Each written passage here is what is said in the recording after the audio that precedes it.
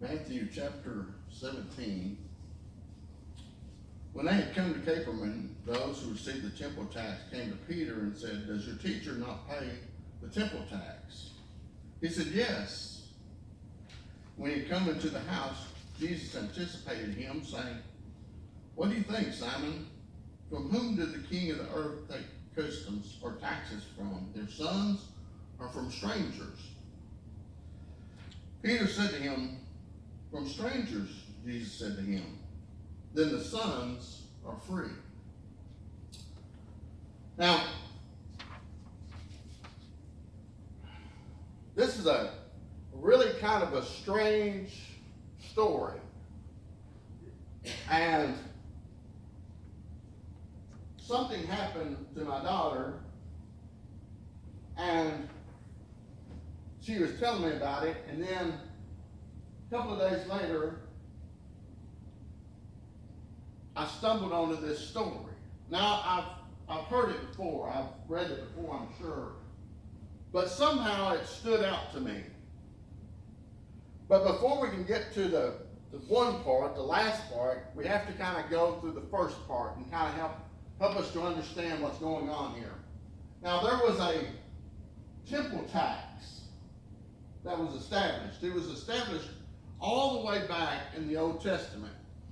If you look with me there in Exodus chapter 30, let's just read that, verse 11 through 16. It says, "Then the Lord God spoke to Moses, saying, When you take the census of the children of Israel for their number, then every man shall give a ransom for himself to the Lord. When you number them, there may be no plague among them when you number them. This is what everyone among those who are numbered shall give, a half a shekel according to the shekels of sanctuary. A shekel is 20 gold quarts. The half shekel shall be an offering to the Lord. Everyone included among those are numbered from 20 years old and above shall give an offering to the Lord. The rich shall not give more, the poor shall not give less than half a shekel when you give an offering to the Lord, to make an atonement for yourselves. And you shall take the atonement money of the children of Israel, and shall appoint it to the service of the tabernacle of the meeting, that it may be a memorial for the children of Israel before the Lord, to make atonement for yourselves." Now, several times it refers to this being an atonement or a ransom, this tax. And we'll kind of talk more about that next week. But it kind of includes, it's kind of a foreshadowing of what Jesus would do upon the cross, because he is going to pay the ransom for us. So this is kind of pointing to what Jesus is going to do upon that cruel cross. If you look with me there, we got some scriptures here. 1 Timothy 2:5 says,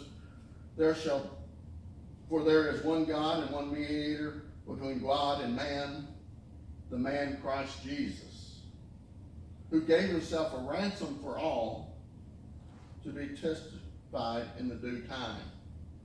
And then in Mark, it says, "For even the Son of Man did not come to be served, but to serve, to give his life a ransom for many." We'll talk more about that next week, but I just kind of wanted to touch on that for just a moment, because this is a different kind of tax than we're used to about hearing. Now, we know that the Romans taxed the Israelites. Matthew was one of those tax collectors. So maybe that's why he is the only one who kind of included this in the story that he tells about Jesus. And so, now the Jews hated being taxed by the Romans. They didn't like it. They didn't like Matthew. They didn't like tax collectors. But this was a different tax. This was a tax that the money would go towards the temple. In other words, it would benefit the Jewish people. It was given on behalf of Jewish people, and it was to benefit the Jewish people. So the Jewish people didn't mind that. That's why when the guy walks up to Peter and says, hey, the one you're following, does he pay the temple tax? Peter automatically goes, yes. Because he didn't want to look bad. He didn't want Jesus to look bad. Peter goes back to where Jesus is, and before he even gets there, Jesus already knows what's happened. He anticipates what's happened, and he asks you this question. Does a king, does he tax those people that are his, or does he tax those people that he's took into bondage? He says, well, it's the ones that are in bondage. So, this tax was to benefit. And so I got to thinking, why do we need to know this? Why in the world do we need to read this part? Why is this so important? And I don't know about you, but I like to know why I'm doing things. It's just one of my pet peeves. I don't like to do something just because somebody tells me to do it. I like to know why I'm doing it. So I'm kind of going by that.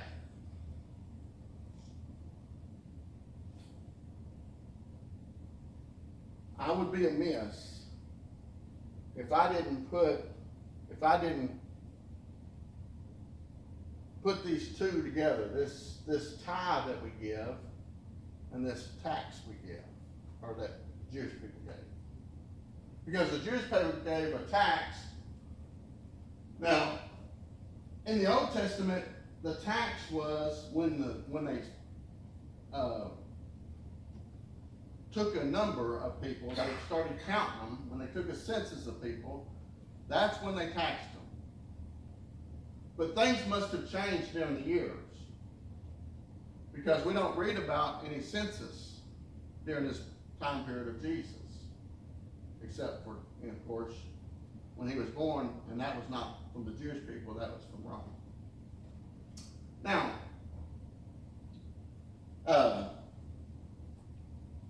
so it must have been a voluntary thing now. And these tax collectors would go about asking people, hey, you going to pay your temple tax or not? Now, you say, well, man, that's a lot easier that you're not getting dued every time they take census. But just think about that for a moment. There's a lot of pressure on people when people hear, hey, they didn't pay their temple tax. Man, them sorry people. So things have changed, but I want to take the correlation between the temple tax and why we give a tithe. Now, the tithe was set up back, or even way before this. But I just want to, for just a moment, think about why we give a tithe. Now, this is not really about tithing. So don't go, oh my God, that's all they want, my money. No, that's not it. That's not what I'm trying to say here. For my own part, I'd rather have your friendship and your fellowship and have you as a prayer partner, because I think that's so important as a church, as a body of believers. So this is not about a tithe. It's not about money. It's more than that. And I'd be amiss if I had a stock and I knew that stock would help you, would benefit you, and I didn't tell you. I think that'd be horrible. So what I'm trying to do is share with you something that I think that we all can benefit. That's why we give a tithe. First reason that we give a tithe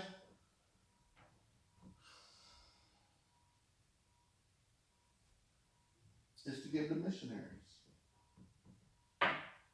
Some of our money, some of our tithe goes and helps those to spread the gospel. Not only in this nation, we give tithes to help in this nation, but we help tithes in other nations to help missionaries to spread the gospel, to get the word out. Second is we pay bills. We have maintenance on the church. We have maintenance on the fellowship hall. We have maintenance on the grounds. Things break. And let me tell you, just from being a pastor for a long time, let me tell you something. When you go to have something fixed, and if you can't fix it yourself, to go to have somebody to fix it. Whenever businesses hear, oh, it's a church, they don't give you a cut rate. Oh, that church got money. Ooh, let's get them. That's just the way it is. I'm sorry, but that's, unless you just find people who don't do that, and that's very rare. It's a good place to have, that we can come in on a hot day, be cool. When it's cold outside, we can come in and be warm. It's a place for weddings and funerals and family reunions. See, you're not just supplying a place for you.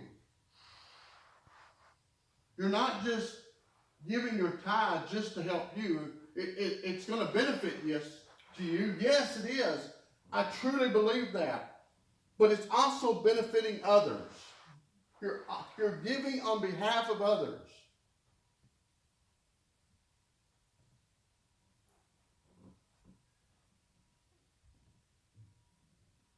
For those who may not can attend here, they may live somewhere else, but they have roots here. That's why I'm so excited that when we have our Hicks reunion, and when people come, they come from different places, and they get to fellowship with one another and talk about old times and talk about their loved ones who maybe sit in these pews and be a part of this church. And this church is still standing, it's still ministering to the community.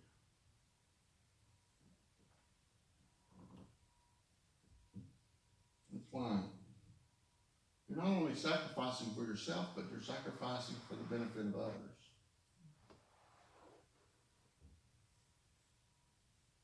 And then I said attendance.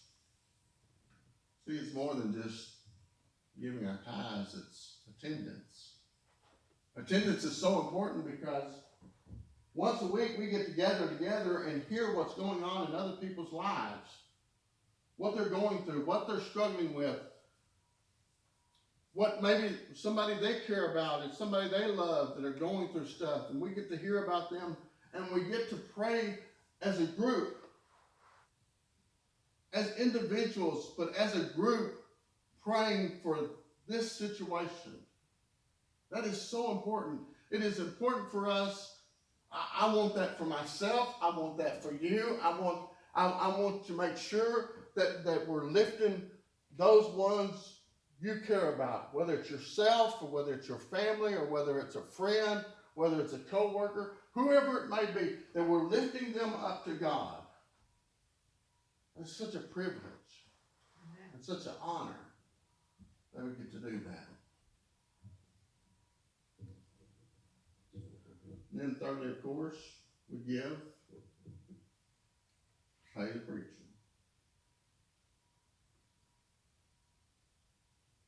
Take care of the house. All that entails, from appliances to things that break down.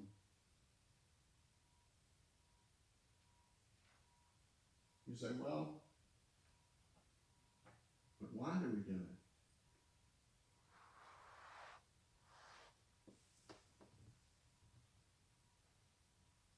Reading about Danny Thomas. I'm interested by that guy because, he kind of founded St. Jude's. and I think it was in February of 1962 or 1964, it got started. But way before then, Danny Thomas was a broke actor. He had saved up $600, but the job that he had played out. And he had quickly went through that $600, even though this was many years ago. And he could only find a little part-time job. Matter of fact, it had gotten so bad that he had to borrow money from some relatives just to survive, just so he could feed his family. And his wife was pregnant, and she was a week away from having another child. And he went to a church, as he regularly did,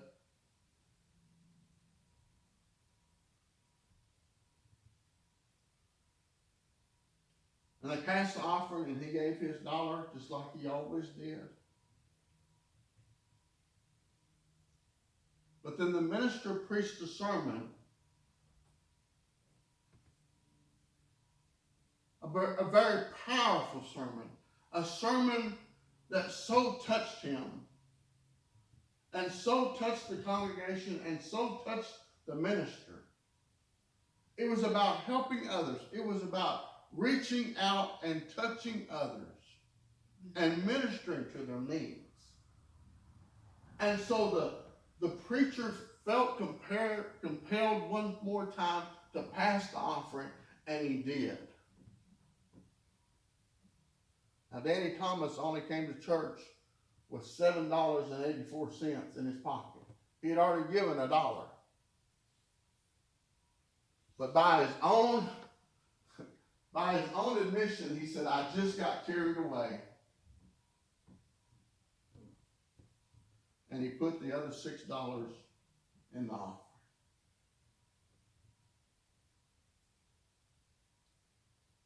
But then he realized that was all the money he had. And he prayed, God, I still got a hospital bill to pay. I still got rent to pay. I don't have a job.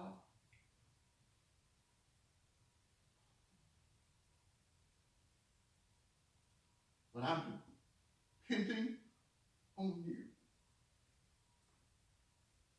Help me be the kind of person that will help others, guide me, and get me to a place in my life where I can make a difference.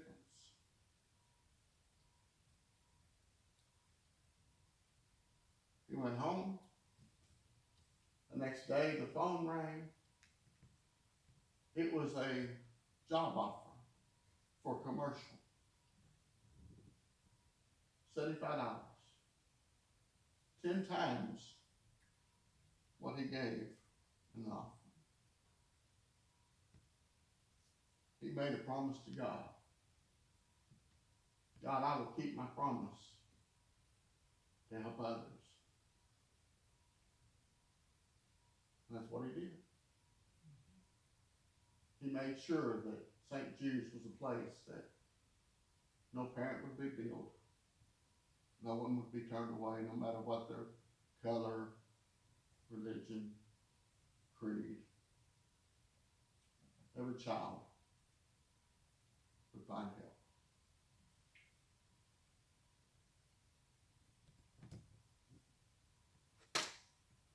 Just by my own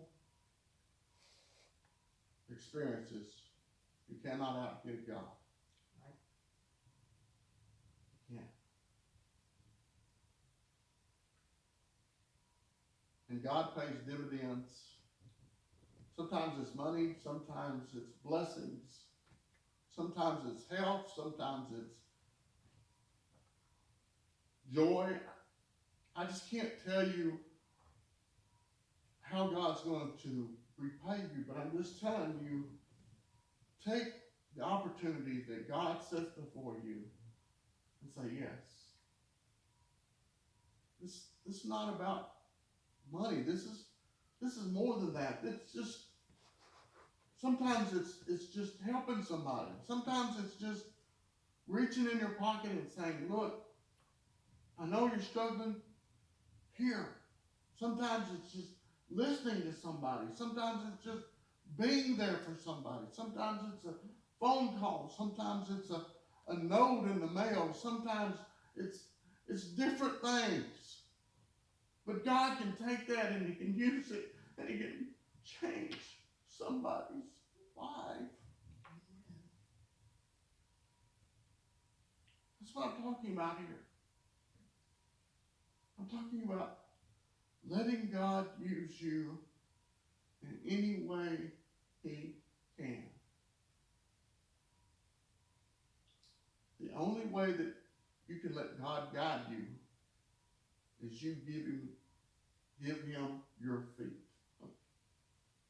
God, you direct me in the paths of righteousness. We're going to have a song of invitation.